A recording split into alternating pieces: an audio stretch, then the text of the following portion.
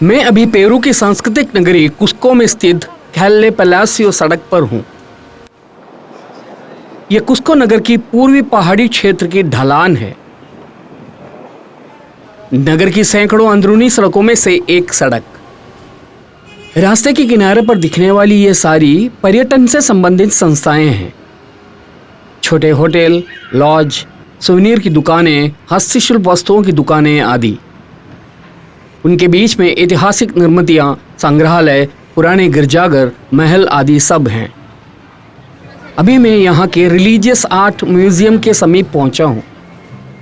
विभिन्न कालांतर में उसके साथ जोड़े गए अनेकों नए भाग।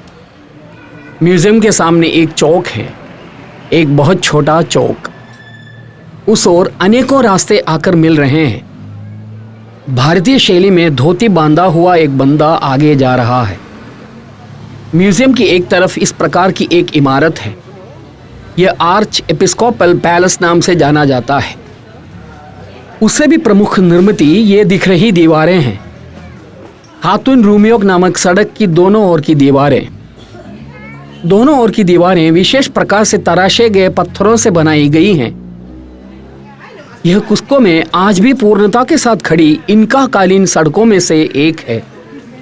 शोधकर्ता इन पत्थरों को 12 एंगल स्टोन नाम से संबोधित करते हैं। पत्थरों को आपस में जोड़ने के लिए मोर्टार के उपयोग किए गए हैं। आपस में जुड़े हुए इन पत्थरों के जोड़ के अंदर की ओर एक महीन कागज का टुकड़ा तक नहीं घुसा सकते हैं। पत्थरों को एक दूसरे से बहुत ही सूक्ष्मता से जोड़े गए हैं।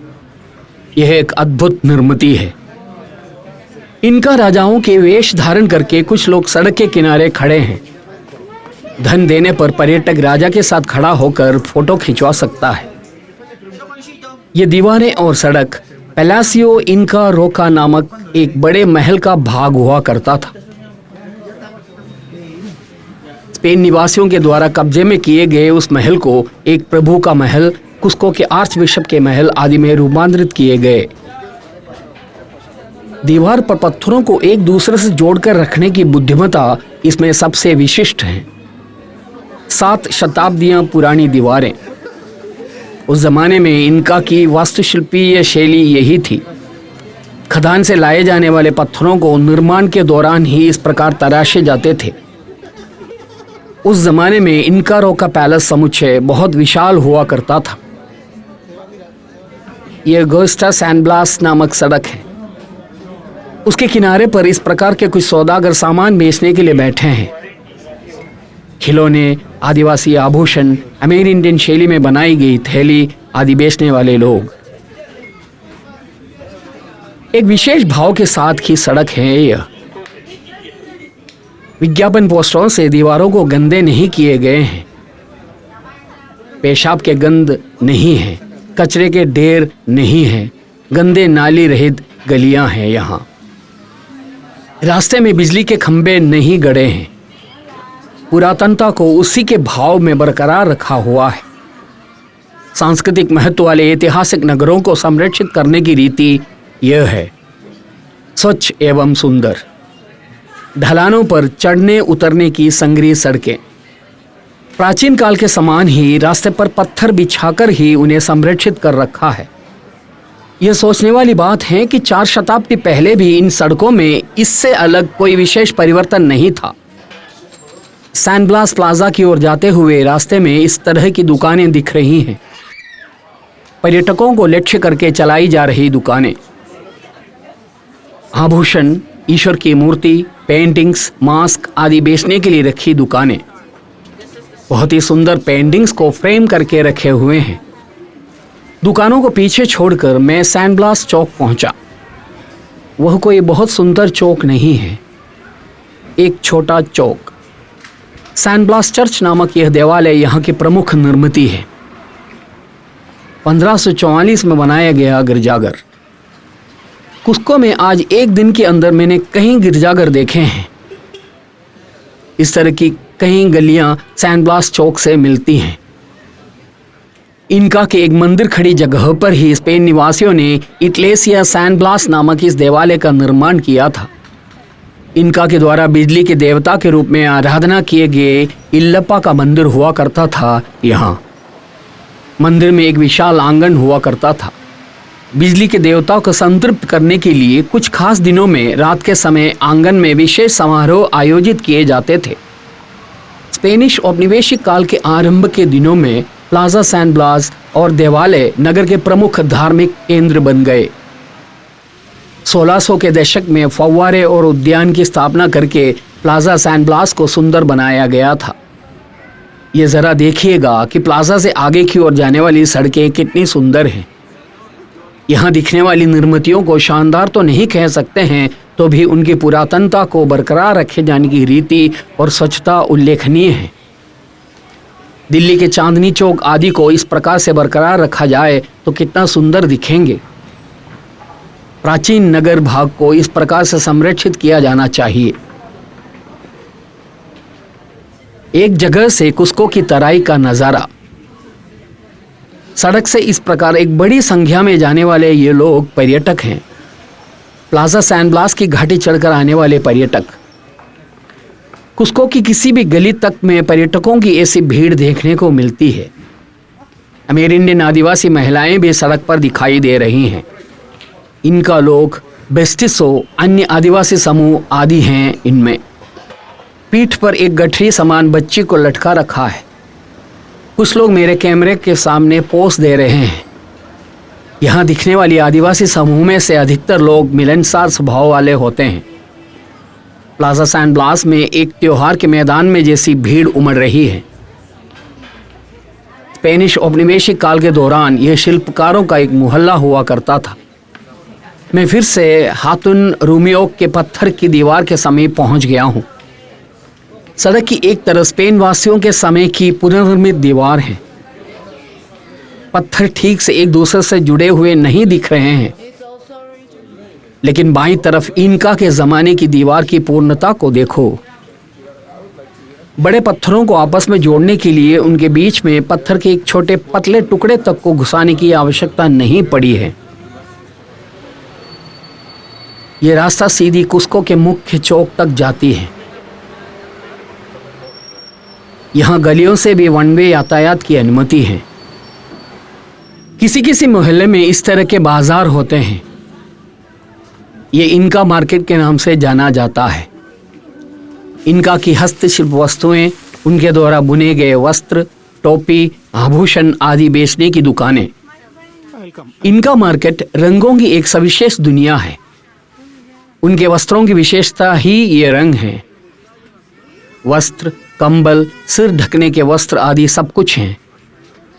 ये सारे हस्तशिल्पकारिता से वो आदिवासी जनता बनाती हैं। इन कतार में रखे वस्तुओं में घर बैठकर बनाने वाले, श्रम संघ के द्वारा निर्माण केंद्रों में बैठकर बनाने वाले आदि सब होंगे। कुस्को नगर और आसपास के गांवों में इस प्रकार के अनेकों बाजार स्थित हैं। मैंने एक बात पर गौर किया है कि यहाँ के हर उत्पाद बहुत महंगे हैं। दुकानों में दिए जलने लगे। संध्या समय के होने के साथ ही ये सड़कें एक अन्य भाव धारण कर लेती हैं। संगरी सड़क के मध्य से होकर कारें जा रही हैं। अभी मैं चलकर कुस्को कैथेड्रल के पीछे की तरफ पहुंच गया हूं। कैथेड्रल के सामने की चौक यहीं से दिख रही है। गिरजाघर के आंगन की लंबी सीढ़ियां, प्लाजा मायोर की सीमा पर स्थित सारी आलीशान इमारतों में बिजली की बत्तियां जल उठी हैं। उनकी पुरातनता झलकने वाले छज्जों में लोग भर गए हैं। क्लब्स, दुकानें, रेस्तराएं आदि सब सजीव हो उठे हैं। नीला आसमान और उसके नीचे बिजली के प्रकाश में नहाए ऐतिहासिक इमारतों ने प्लाजा मायोर को एक अद्वितीय क्षेत्र में रूपांतरित कर दिया है। चौक के आने वाले लोगों के और वहां फैले प्रकाश के मिलकर बना यह नज़ारा एक विशेष अनुभूति प्रदान कर रहा है। कुस्को नगर और उसके नज़दीकी जगहों पर विभिन्न प्रकार के पर्यटन में लीन रहे लोगों ने शाम होते ही चौक के बेंचों पर अपने स्थान ग्रहण कर लिए हैं। अब रात के भोजन के लिए ही वे लोग रेस्तराओं की ओर जाने लगेंगे। पेरुवियन व्यंजनों के स्वाद चखते हुए, एक बियर या थोड़ा शराब सिप करते हुए छज्जों पर या गर्मी बनाए रखे अंदरूनी भाग पर वे लोग बैठे रहेंगे। आज दिखे नज़ारों के बारे में बताते हुए, कैमरे में कैद किए फोटो की अदला बदली करते हुए, कल जाने की जगहों के बारे में चर्चा करते हुए शाम के समय को वो लोग अविस्मरणीय बना देंगे। लोगों के आपस में मिलने, विशेषों के आदान प्रदान करने और इस प्रकार शाम के समय का आनंद उठाने के केंद्र हैं ऐसे सांस्कृतिक नगरों के चौक। आज की बिक्री समाप्त करके घर लौट रही इनका महिलाएं यहाँ की जिंदगी का इस प्रकार सूक्ष्मता से निरीक्षण करते हुए खड़े रहना मजेदार काम है। चौक में ही नहीं बल्कि उसकी सीमा पर स्थित इमारतों में, उसके पीछे के नगर भागों में, पहाड़ी ढलानों पर स्थित गांवों में आदि सब जगहों पर बिजली की बत्तियां प्रकाश फैला रही है। रात के समय 5 डिग्री सेल्सियस है यहाँ का तापमान। ऊनी कपड़े पहने, ऊनी कंबल ओढ़े ही लोग बाहर निकलते हैं। कुस्को कैथेड्रल के बरामदे में खड़े रहकर मैं इस नगर के सबसे प्रमुख चौक के शाम के नज़ारे का आनंद उठा रहा हूँ। मेरे देश से काफ़ी दूर लैटिन अमेरिका के एक सांस्कृतिक नगर। 500 वर्ष पहले से ही ये चौक शाम के समय काफ़ी सजीव रहा होगा। अभी 6 ही बजा है। स्पेनिश औपनिवेशिक शैली की इमारतों में बिजली की बत्तियों ने प्रकाश फैलाए तो उनमें कुछ विशेष भाव नजर आने लगे हैं। 2 मंजिली इमारतें, उन सब में लोग भर गए हैं। चौक के बीच के फव्वारे के नीचे खड़े रहकर लोग फोटो खिंचवा रहे हैं। ऊपर इनका सम्राट की प्रतिमा के साथ का फव्वारा। यह प्लाजा मायोर के ठीक बीच के भाग हैं। अलग अलग देशों से आए लोग, इसी को सांस्कृतिक विनिमयन कहते हैं। यहाँ जाति धर्म की चिंता या देश की सीमा विवाद की चिंता नहीं है। यह मनुष्य जाति की शाश्वतता का प्रदर्शन करने वाली जगहों में से एक है। सांस्कृतिक विनिमयन को सबसे अधिक सार्थक बनाने वाला क्षेत्र पर्यटन ही है। कुछ न करने, कुछ न सुनने की अवस्था में ही मनुष्य जाति धर्म की चिंता में लिप्त हो जाते हैं। मैं सोचता हूँ कि यदि मनुष्य यात्रा करने लगेंगे तो उस प्रकार की चिंताएं मन से निकल जाएंगी। लोगों को यात्रा करने दो, संकुचित सोच से बाहर निकलने दो, उनसे बड़े सांस्कृतिक विकास होंगे। शाम के समय प्लाजा का चक्कर लगाते हुए घूम रहा हूँ। अब नगर के और अधिक नज़ारों की ओर जाने का उद्देश्य नहीं है। थोड़ा खाना खरीद कर वापस होटल जाना है। टेल मीडियो नामक बीच के एक रास्ते पर पहुंचा हूं मैं अभी। मेरा कमरा बुक कराया हुआ होटल इसी सड़क के किनारे पर है। अब कमरे में जाना है। कल आधी रात के बाद 2:30 बजे लिमा से रवाना हुआ था। मात्र 2 घंटे ही सो पाया था। इस कारण से अच्छी थकावट है। केवल यही नहीं, कल भोर सवेरे 3 बजे मुझे माचू पिच्चू के लिए रवाना होना है। आज भी कम समय ही सो पाऊंगा। कल लंबी दूरी तक पैदल चलने और पहाड़ चढ़ने जैसे काम करने होंगे। सीढ़ियाँ चढ़कर कमरा बुक किए हुए एल पेरिंगेनो हॉस्टल की तरफ मैं चला। काउंटर पर उपस्थित स्त्री ने मेरे कमरे का नंबर 3 है करके बताया। मैंने 3 नंबर कमरे में प्रवेश किया। एक छोटा कमरा है। अब इस बिस्तर पर थोड़ी देर आराम करना है। अगले दिन भोर सवेरे 3 बजे कोई मुझे ढूंढते हुए सीढ़ियां चढ़कर ऊपर आ रहा है। उस बंदे ने मेरा नाम लेकर पूछा। मैंने जवाब दिया कि वह मैं ही हूँ। माचू पिच्चू की यात्रा के लिए मुझे ले जाने के लिए आया टूर कंपनी का प्रतिनिधि है वह बंदा। बाहर निकलने पर सड़क बिल्कुल सुनसान पड़ी दिखी। अच्छी ठंड, तापमान 2 डिग्री सेल्सियस है। मुख्य सड़क पर 1-2 गाड़ियां और कुछ लोग भी हैं। मेरी तरह माचू पिच्चू जाने वाले पर्यटकों को विभिन्न होटलों से पिकअप करने के लिए आई गाड़ियां, और भी गाड़ियां आती जा रही हैं। मेरे जाने की वैन में मैं चढ़ा। मेरे अलावा इसमें 6 और यात्री हैं। गाड़ी रवाना हो रही है। मुझे होटल से लेकर आया बंदा साथ में नहीं आ रहा है। रास्ते के बीच हमारे इंतजार में कोई और होगा कहकर उसने विदा ली। हम लोगों को विभिन्न होटलों से निकालकर वैन में चढ़ाने मात्र है उसका काम। ये गाड़ी कोल्लानताई तांबो नामक जगह जा रही है। कुस्को नगर सोया पड़ा है। वास्तव में कुस्को के रेलवे स्टेशन से ही हमें रवाना होना था, लेकिन यहां से अभी ट्रेन नहीं है, इसलिए कोल्लांताई तांबो स्टेशन से ट्रेन में चढ़ना होगा। करीब 1.5 घंटे बाद पेरुवियन गांवों के ऊपर प्रभात के खिलने का नजारा। अभी कोल्लांताई तांबो के लिए 2 घंटे का सफर बाकी है।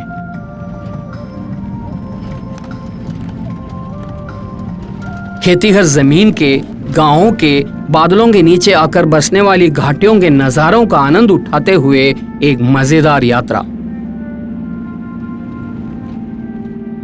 प्रकृति के धीरे धीरे उजाले की ओर अग्रसर होते हुए देख रहा हूं। समय अभी 5 बजा है। अभी गाड़ी उरुबांबा नामक शहर पहुंच रही है। एंडीज पर्वत श्रृंखला के चिक्कोन पहाड़ी ढलान पर स्थित शहर है उरुबांबा। इनका साम्राज्य काल के एक प्रमुख आबादी वाला क्षेत्र हुआ करता था उरुबांबा। इनका के द्वारा किचुआ नाम से संबोधित किए गए विशुद्ध घाटी में स्थित शहर उरुबांबा नदी के किनारे पर है। वह उरुबांबा शहर के पीछे छूटते ही खेतीहर जमीन नजर आने लगी। जमीन की छोटी टुकड़ियां, फिर छोटे गांव। यह मोकोपाटा नामक गांव है। 12वीं शताब्दी के इनका शहर का अवशेष मोकोपाटा में स्थित हैं। ये सब विशुद्ध घाटी के भाग हैं। पहाड़ी ढलान और घाटी में इनका मंदिर और अन्य इनका निर्मितियों के अवशेष वाले प्रदेश। निर्भाग्यवश मुझे मिनी वैन के सबसे पीछे की सीट मिली है। वहां बैठकर की जाने वाली यात्रा और शूटिंग थोड़ी मुश्किल है। बाहर हल्का कोहरा छाया हुआ है। गाड़ी की खिड़की के कांच उतने साफ भी नहीं हैं। फिर भी बाहर पहाड़ी गांवों के नज़ारे मजेदार हैं। ये संपन्न क्षेत्र नहीं है। यह अंकोपाचा नामक प्रदेश है। इनका के विश्वास के अनुसार एक विशेष क्षेत्र है अंकोपाचा। यहां भी इनका मंदिर के अवशेष हैं। एक विचित्र भाव की पहाड़ी श्रृंखला। उसके पीछे छूटते ही फिर से खेतीहर जमीन। फली और इनका मक्की है यहाँ के मुख्य उपज। इन खेतीहर जमीन की उरुबांबा नदी के पानी से ही सिंचाई की जाती है। हमारे जाने के रास्ते की बाईं ओर से नदी बह रही है। उरुबांबा इनका की विशुद्ध नदी थी। उसी नदी के समीप है माचू पिचू। अभी हमारी गाड़ी ओलंताई तांबो पहुंची है। यह एक छोटा शहर है। यहाँ के रेलवे स्टेशन से हमें ट्रेन पकड़नी है। शहर में हमारे इंतजार में खड़ा एक बंदा गाड़ी में चढ़ा। हमें ट्रेन में चढ़ाकर भेजने की जिम्मेदारी उनकी है। अभी यह एक प्रमुख पर्यटन केंद्र है। बैकपैकर्स टूरिस्ट के एक बेस। रेलवे स्टेशन के समीप गाड़ी रुकी। इतनी ठंड में भी भोर सवेरे रास्ते में अनेकों लोग, ये सब पर्यटक हैं। दुनिया के विभिन्न देशों से माचू पिचू नामक इनका अजूबा देखने आए लोग।